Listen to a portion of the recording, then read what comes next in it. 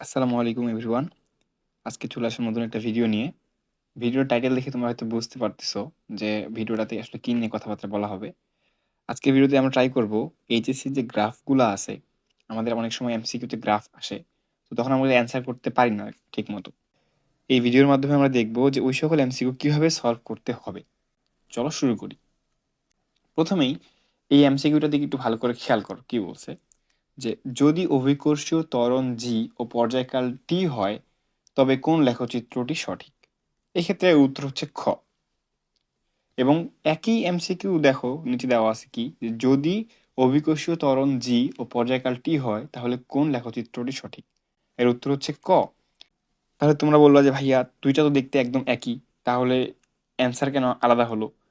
তো এই ভিডিওতে আমরা চেষ্টা করব যে এই কেন অ্যান্সারটা আলাদা হলো এটা আইডেন্টিফাই করা এবং হচ্ছে এটা সঠিকভাবে অ্যান্সার করার প্রসেস শেখা। তাহলে গ্রাফ সম্পর্কিত সমস্যার সমাধান করতে হলে আমাদের যা যা প্রয়োজন তা হচ্ছে লেখচিত্র সম্পর্কে প্রপার ধারণা রাখা, সমীকরণ সম্পর্কে প্রপার ধারণা রাখা এবং সূত্র জানতে হবে আমাদেরকে, এবং লাস্টলি আমাদের একটু কমন সেন্স থাকতে হবে। লেখচিত্র সম্পর্কে ধারণা একটু ক্লিয়ার করে নিই আমরা। দেখো Y is equal to M X, এটা হচ্ছে মূলবিন্দুগামী সরলরেখা। এই যে ওয়াই ইজ ইকুয়াল টু, দেখো এটা হচ্ছে মূলবিন্দু, এটা হচ্ছে Y is equal to M X সরলরেখা। এখানে আমি এম এর মান 2 বসাইছি। এটা মূলত তোমরা দেখতে পারবা ডেজমোস নামে একটা ওয়েবসাইট আছে, এই ওয়েবসাইটে তোমরা এরকম সমীকরণগুলো প্লট করতে পারবা। এরপর দেখো Y is equal to M X plus C সরলরেখা। তো এম এক্স প্লাস সি সরলরেখাটা মূলত মূল বিন্দুতে যাবে না, ওয়াই অক্ষকে এখান থেকে এইটুকু অংশ ছেদ করবে, ছেদ করে এই বিন্দুতে যাবে। তো এটাও সেম, আমি ডেজমোস গ্রাফিক্যাল ক্যালকুলেটরে আমি মানগুলো বসাইছি, একটা র্যান্ডম মান দিছি, এম এর মান দিছি এবং সি এর মান দিয়ে আমি এই গ্রাফটা পাইছি। তো তোমরা চাইলে ডেজমোস যে ওয়েবসাইটটা আছে এই ওয়েবসাইটে তোমরা ঘাটাঘাটি করে দেখতে পারো। এরপর দেখো Y square is equal to 4ax, এটা একটা পরাবৃত্ত, এটা দেখতে এমন, এবং X square is equal to 4ay, এটাও একটা পরাবৃত্ত, এটা দেখতে এমন, একটু পার্থক্য আছে এটা।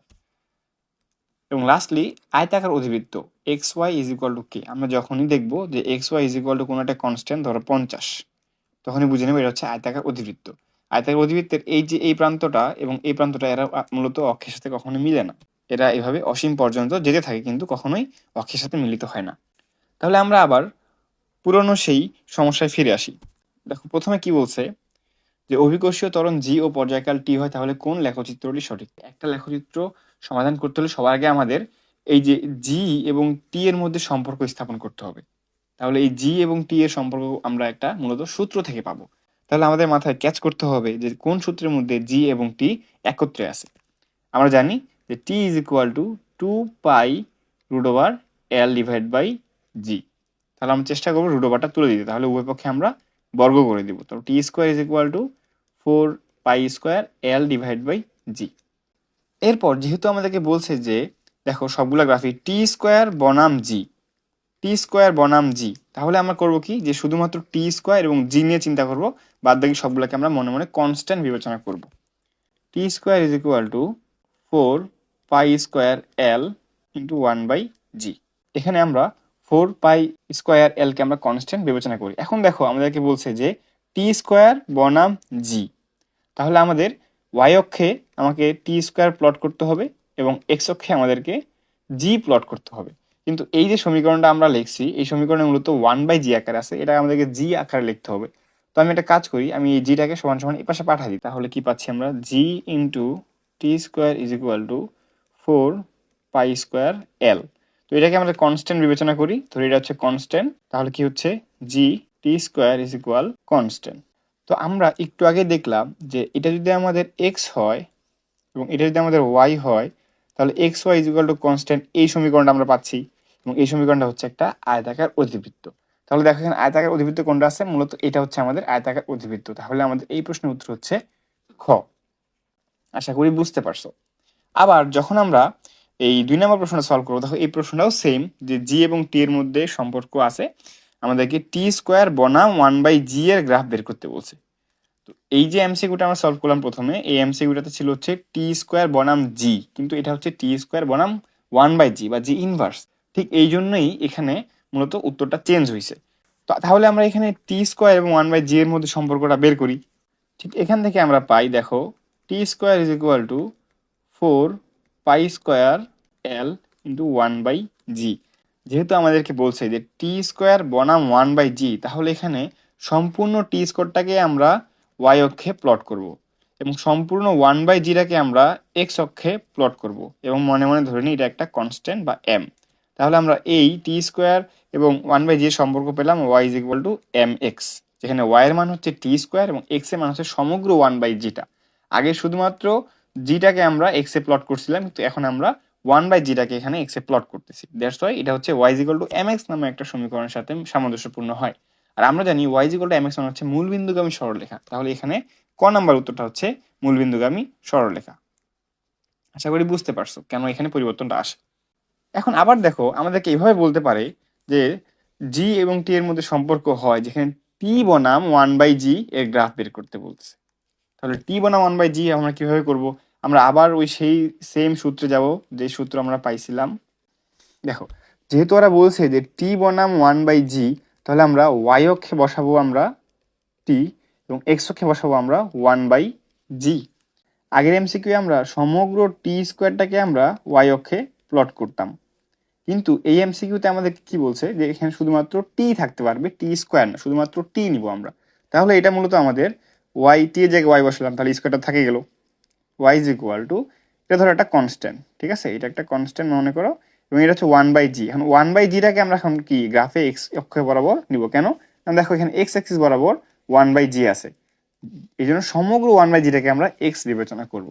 তাহলে দেখো তো এটা কি হচ্ছে, Y square is equal to constant into X. এটাকে আমি চাইলেই Y square is equal to 4a into X বিবেচনা করতে পারবো, কারণ এটা একটা কনস্ট্যান্ট, এটাও একটা কনস্ট্যান্ট।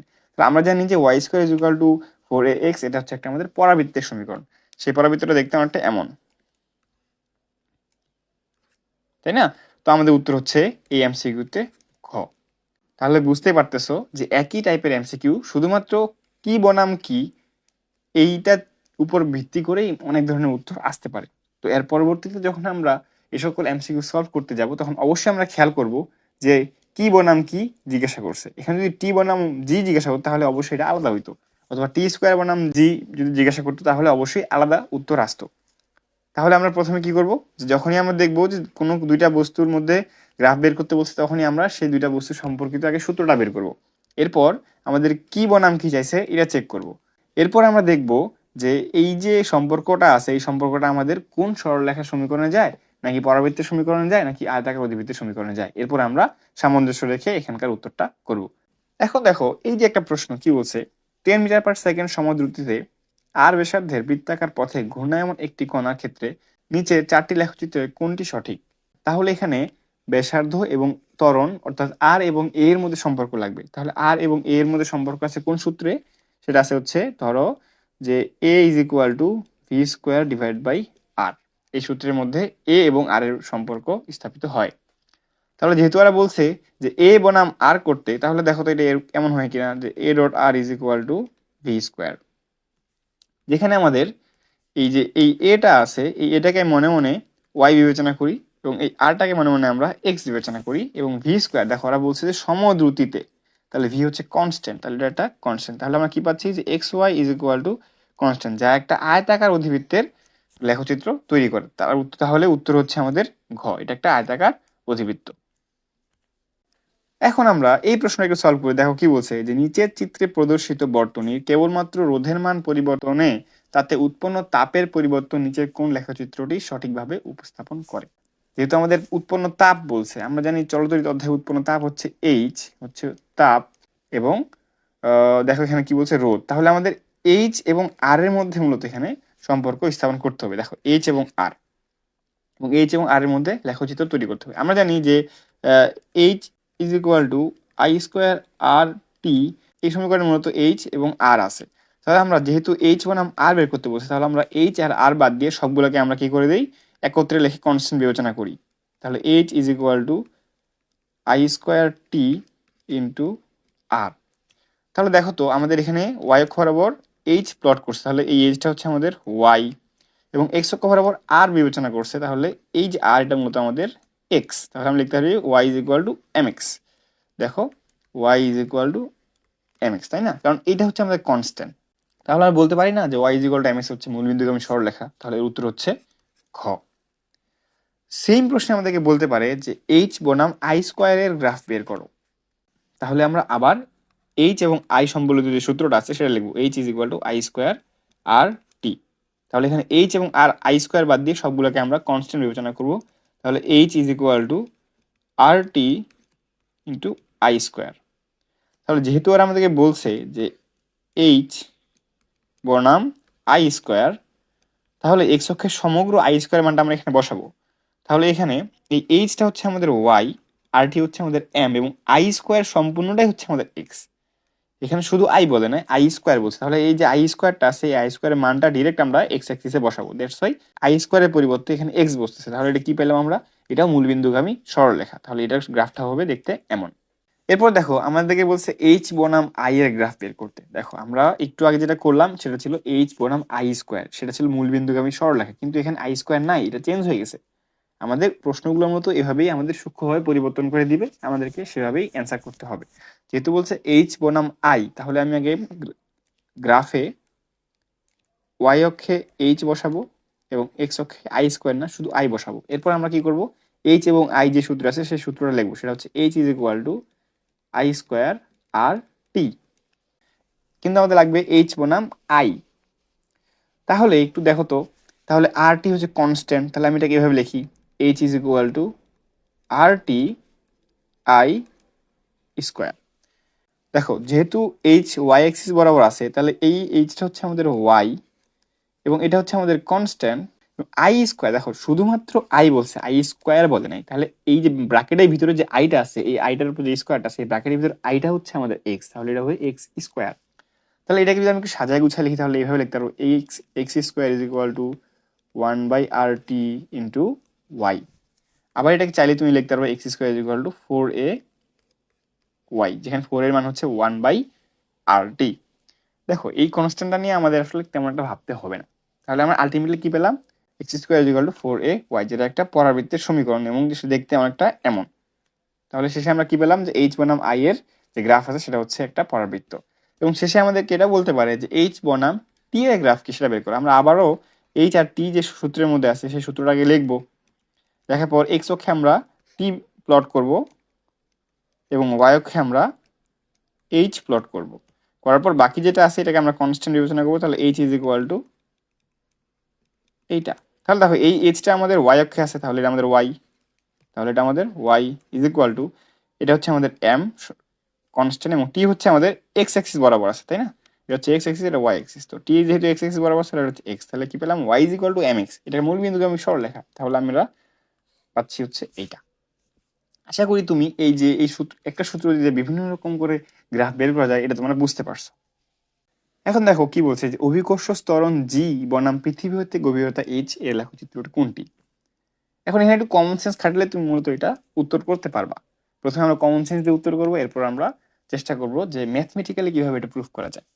দেখো আমরা জানি কি, যে ধরো এটা তোমার পৃথিবী পৃষ্ঠে জি এর মান হচ্ছে ম্যাক্সিমাম। তুমি পৃথিবী পৃষ্ঠ থেকে যত নিচে নামবা, জি এর মান তত কমতে কমতে কেন্দ্রে জি এর মান হয়ে যাবে 0। তাহলে দেখো তুমি প্রথমে ঘ নাম্বারটা বিবেচনা করো। এখানে এইচ এর মান যত বেশি বাড়ছে, জি এর মান তত বেশি বাড়ছে। দেখো জি এর মান প্রথমে এখানে ছিল, পরে এখানে গেছে, তারপর আস্তে আস্তে বাড়তে বাড়তে এই পর্যন্ত আসছে।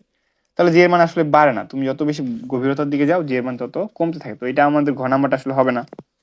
গ নাম্বারটা দেখো সেম, গ নাম্বারটাও কি, তুমি এইচ এর মান বাড়ানোর সাথে সাথে জি এর মানটা আস্তে আস্তে বাড়তেছে, তাহলে এটাও কিন্তু গ নাম্বারটাও কিন্তু হবে না। এরপর খ নাম্বারটা কি বলছে, দেখো জি এর মানটা কনস্ট্যান্ট থাকছে, এটা থাকা মানে হচ্ছে কনস্ট্যান্ট থাকা, তাহলে খ নাম্বারটাও হবে না। তাহলে এর উত্তরটা মূলত হবে ক। কেন, দেখো তুমি এইচ এর মানে যতই বাড়াচ্ছ জি এর মানে ততই কমতেছে, তাই না?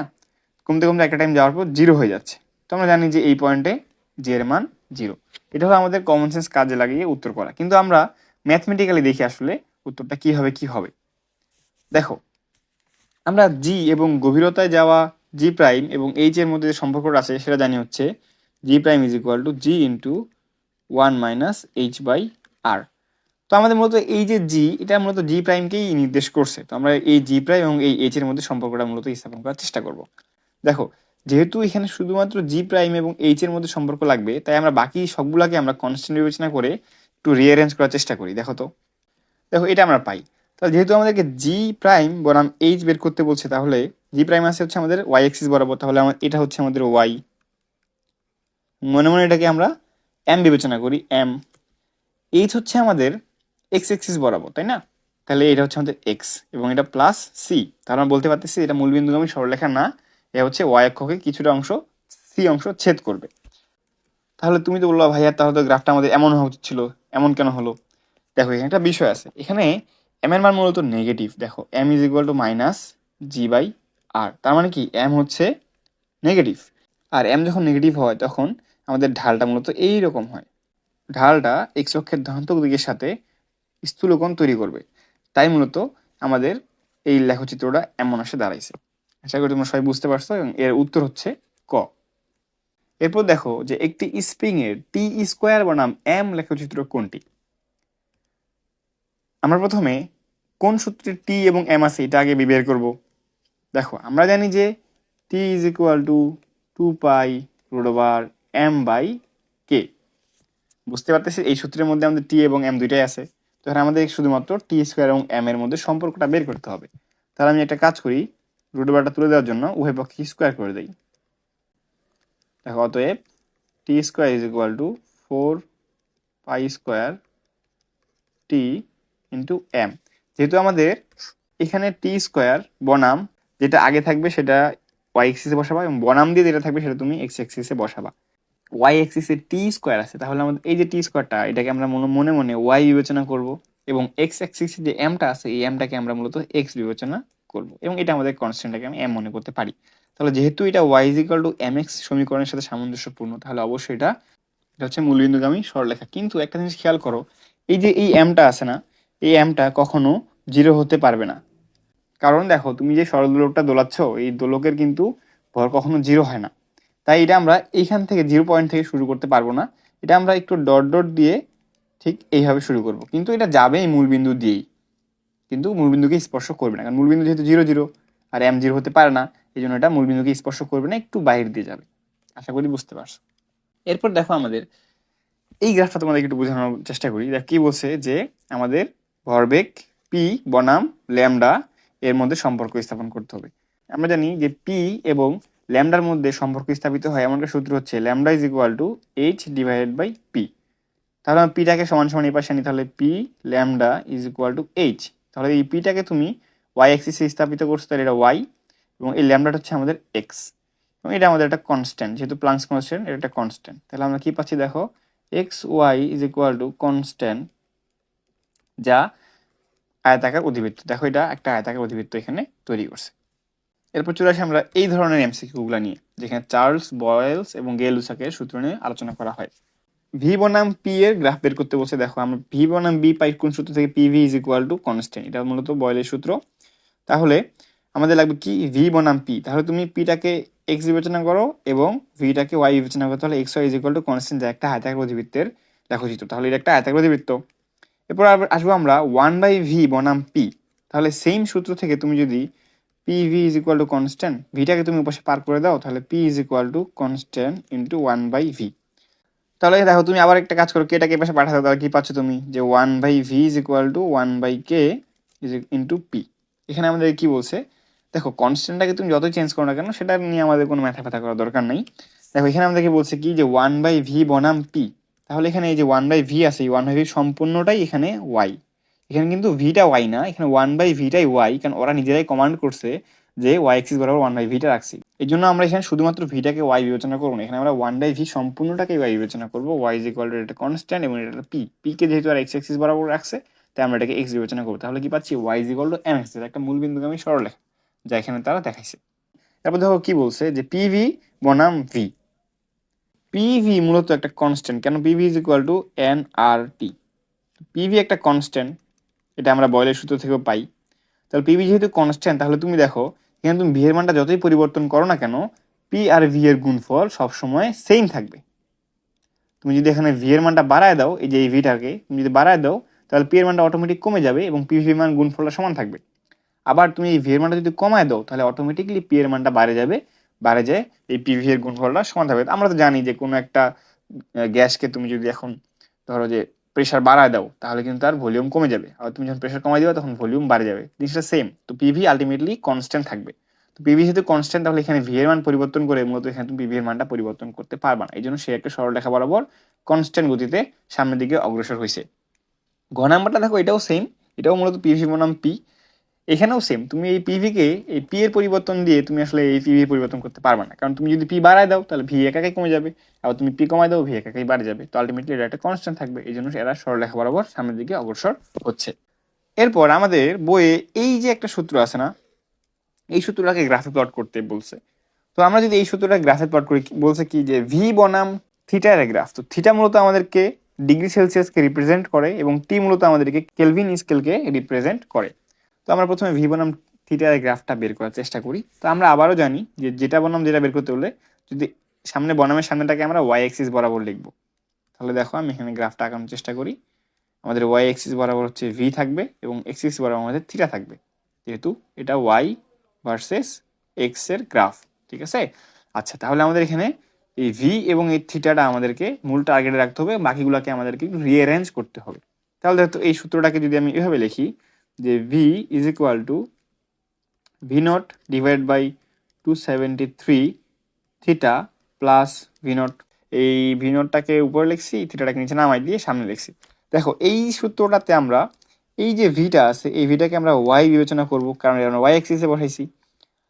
ইজ ইকুয়াল টু দেখো এই যে থিটাটা আছে এটাকে আমরা এক্স বিবেচনা করব, তাহলে এটা হচ্ছে আমাদের এক্স, আর এই সম্পূর্ণটা হচ্ছে একটা কনস্ট্যান্ট, তাই এটাকে আমরা এম মনে করব। এবং লাস্টলি এই ভি নটটা আমাদের এখানে প্লাস হিসাবে কাজ করবে। তার মানে বুঝলাম এটা আমাদের সরলরেখা ঠিক আছে, কিন্তু এটা মূলবিন্দুগামী না, এটা মূলত মূলবিন্দু থেকে একটু দূরে যায় শুরু হবে, এবং এই ছেদাংশটা হচ্ছে আমাদের ভি নট, কারণ এটা হচ্ছে প্লাস সি। আমরা জানি যে প্লাস সি হচ্ছে ওয়াই অক্ষের কর্তৃতাংশ বা ছেদাংশ। তো এখানে মূলত ভি নটটা হচ্ছে ওয়াই অক্ষের ছেদাংশ, এটা হচ্ছে ভি নটটা আমি এখান থেকে এখানে লিখলাম। ভালো কথা। কিন্তু দেখো আমরা যত চেষ্টা করি না কেন এই পয়েন্টে তো এই ভি এর মান জিরো, তাই না? এক্স এক্সিসে যেহেতু ওয়াই জিরো, তাহলে এই পয়েন্টে ভি এর মান জিরো, কিন্তু কখনোই আয়তন শূন্য হতে পারে না। তুমি একটা গ্যাসকে যতই প্রেসার দাও না কেন বা যতই তুমি তাপমাত্রা সরায় নাও, তুমি যা ইচ্ছে তাই করো না কেন, তুমি একটা গ্যাসের আয়তন কখনোই শূন্য করতে পারবে না। তাই আমাদের এই যে গ্রাফটা আছে এই গ্রাফটা মূলত এখান থেকে শুরু হবে না, এই গ্রাফটা একটু ডট ডট ডট দিয়ে এই বরাবর শুরু হবে। এর মানে হচ্ছে ডট ডট মানে হচ্ছে হ্যাঁ এই বিন্দু দিয়েই যাবে, কিন্তু এই বিন্দু স্পর্শ করবে না, যেহেতু একটা জিরো, এই জিরো স্পর্শ করবে না, জিরো একটু উপর দিয়ে যাবে। আর নিচের দিকে তো আসবে না ভুলেও, কারণ গ্যাসের আয়তন কখনো ঋণাত্মক হতে পারে না, কোনো কিছুর আয়তনই ঋণাত্মক হতে পারে না। তাহলে আমাদের ভি বনাম থিটার গ্রাফ হচ্ছে এইটা। এরপর আমাদের বলছে ভি বনাম টি এর গ্রাফ। তাহলে ভি বনাম টি এর গ্রাফ বের করতে হলে টি তো অবশ্যই থাকতে হবে। তুমি তো বলবো ভাইয়া এই সূত্রে তো টি নাই। হ্যাঁ এই সূত্রে টি নাই ঠিক আছে, কিন্তু আমাদের টিটাকে আনতে হবে। এর আগে একটা জিনিস আমরা একটু রিপিট করি, সেটা হচ্ছে দেখো আমরা যখন কোনো কিছু ডিগ্রি সেলসিয়াস থাকবে এর সাথে আমরা 273 যোগ করলে আমরা কেলভিন এককে পাবো। তাহলে আমরা যখন থিটার সাথে 273 যোগ করতেছি তখন আমরা টেম্পারেচার পাচ্ছি। তাহলে ভি বনাম টি এর গ্রাফ বের করতে হলে আমাদেরকে অবশ্যই অবশ্যই এই সূত্রের মধ্যে আমাদের টি কে আনতে হবে। তাহলে দেখো আমি লিখি যে V is equal to V not plus theta divide by 273 into V not. তাহলে আমি একটা কাজ করি, ভি নটটাকে কমন নিয়ে নিই, V not 1 plus theta divide by 273। এরপর দেখো আমি করতেছি কি, আমি 273টাকে আমি লসাগুটা ভাঙে দিই, তাহলে 273 প্লাস থিটা। এরপর দেখো ভি ইজ ইকুয়াল টু, এখন দেখো এখানে আমি আগে বলছি যে 273 সাথে থিটা গুণ যোগ করলে হয় হচ্ছে টেম্পারেচার বা টি, কেলভিন স্কেলে টি আসে। তাহলে এটা কি লিখতে পারবো, টি ডিভাইড বাই 273। এটাকে যদি আমি রিঅ্যারেঞ্জ করি আলটিমেটলি আমি পাচ্ছি V is equal to V not divide by 273 into T. Same এখন দেখো এটাকে যদি আমি গ্রাফে প্লট করি, ভি বনাম টি গ্রাফ প্লট করার চেষ্টা করি, দেখো কত ইজি। আমি ওয়াই এক্সিস বরাবর ভি বসাবো এবং এক্স এক্সিস বরাবর আমরা টি বসালাম। এখন দেখো এখানে কি বলছে যে এটা হচ্ছে আমাদের ওয়াই, এটা হচ্ছে আমাদের এক্স এবং এটা হচ্ছে আমাদের এম, তাহলে হচ্ছে Y is equal to M X. এটা মূলবিন্দু দিয়ে যাওয়ার চেষ্টা করবে, মূলবিন্দু যার ডিরেকশনে থাকবে, কিন্তু মূলবিন্দু টাচ করবে না, কারণ কি তুমি গ্যাসের আয়তন কখনোই তুমি শূন্য করতে পারবা না। তাহলে দেখো এখানে আমি গ্রাফ দিয়ে দেখাই দিচ্ছি। তাপমাত্রা স্থির থাকলে আয়তন ভি ও চাপ পি এর সম্পর্ক নিচের কোন লেখচিত্র প্রকাশ করে। তাহলে আমরা বুঝতে পারছি যে আমাদের ভি এবং পি এর মধ্যে সম্পর্ক স্থাপন করতে হবে, যা আমরা বয়েলের সূত্র থেকে পাই, P V is equal to constant. এক নাম্বার অপশনটা দেখো কি বলছে, ভি বনাম পি, এটা হচ্ছে আয়তাকার অধিবৃত্ত, আমরা একটু আগে প্রমাণ করছি, এটা সঠিক। দুই নাম্বারটা দেখো ভি বনাম 1/p, তাহলে ভিটাকে এই পাশে রাখো, কেটাকে রাখো এই পাশে, আর পিটাকে সমান সমান এই পাশে পাঠায় দাও, তাহলে কি 1/p পাচ্ছ। এই ভিটা আমাদের ওয়াই এক্সিসে, কেটা হচ্ছে কনস্ট্যান্ট, এবং 1/p সম্পূর্ণটাই হচ্ছে আমাদের এক্স। দেখো ওরা নিজেরাই বলে দিছে যে এক্স এক্সিস বরাবর সম্পূর্ণটাকে তুমি 1/p নিবা। তাহলে 1/p, তাহলে y is equal two mx, এটা হচ্ছে মূলবিন্দুগামী সরলরেখা, তাহলে এটাও সঠিক। এরপর কি বলছে দেখো, পিভি বনাম পি, তাহলে দেখো পিভি সবসময় কনস্ট্যান্ট, তুমি পি এর মানটা যত চেঞ্জ করো না কেন পিভির মান চেঞ্জ হবে না, তাহলে এটাও সঠিক, এটা হচ্ছে কনস্ট্যান্ট গতি দিয়ে আগাইছে। তাহলে আমাদের উত্তর হচ্ছে ঘ, 1, 2 ও 3 সবগুলোই সঠিক। এখন এই গ্রাফটা আমাদের চাইলে ওরা এভাবে দিতে পারতো, দেখো এটা হচ্ছে আমাদের পি, এখানে হচ্ছে আমাদের পিভি, তখন আমাদের গ্রাফটা হয়তো এইভাবে। তাহলে দেখো এটা থেকে বুঝতে পারতেছো কিনা, দেখো এটা হচ্ছে আমাদের মূলবিন্দু, এটা হচ্ছে আমাদের পিভি, এটা হচ্ছে পি। পিভি হচ্ছে আবার কনস্ট্যান্ট আছে, কেননা তোমার পিভি এর মান তুমি কখনোই চেঞ্জ করতে পারবে না, ঠিক আছে, এটা হচ্ছে সেম থাকবে। দ্যাটস ওয়াই তুমি এখানে পিভি এর মানটা একদম খারাপ উপরে উঠতেছে, কোনো চেঞ্জ নাই এর। এরপর দেখো স্থির তাপমাত্রায় গ্যাসের ক্ষেত্রে কোন লেখচিত্রটি সঠিক। এখানে দেখো পি বনাম রো দিছে, একটু আগে আমরা খুবই ইজিগুলো করতেছিলাম, পি বনাম টি, ভি বনাম পি, ভি বনাম 1/p, এগুলো অনেক ইজি। তো এটাও অনেক ইজি, দেখো এটা কি বলছে, কিন্তু এখানে গতানুগতিক নিয়মের বাইরে গেছে, এখানে কি বলছে পি বনাম ঘনত্ব। তাহলে আমার মাথায় খেলতে হবে যে পি এর সাথে রো এর কি কোনো সূত্র আছে। ডিরেক্টলি কোনো সূত্র নাই, কিন্তু আমরা চাইলে একটা সম্পর্ক স্থাপন করতে পারবো। কেমনে দেখো, আমরা জানি কি যে PV is equal to N R T, তাহলে আমি পিটাকে আগে সাইড করে রাখি, P is equal to N R T divided by V. আবার দেখো আমরা শিখছিলাম না যে rho is equal to M ভাগ ভি, তাহলে আমি লিখতে পারি যে M is equal to rho V. আবার দেখো আমরা জানি কি এন ইজ ইকুয়াল টু ছোট হাতের এম ডিভাইড বাই বড় হাতের এম, তাহলে তুমি এই এম এর মানটা তুমি এইখানে ইনপুট দাও তো, তাহলে কি পাচ্ছ যে অতএব N is equal to rho V divide by M. একটা কাজ করি আমরা, এই যে এনটাকে আছে এটাকে আমরা এইখানে ইনপুট দিয়ে দিই। আশা করি বুঝতে পারতেছেন কি করতেছি। তাহলে দেখো পি ইজ ইকুয়াল টু কি পাচ্ছি, rho V R T divide by M, আগে থেকে একটা ভি ছিল, এটা ভি।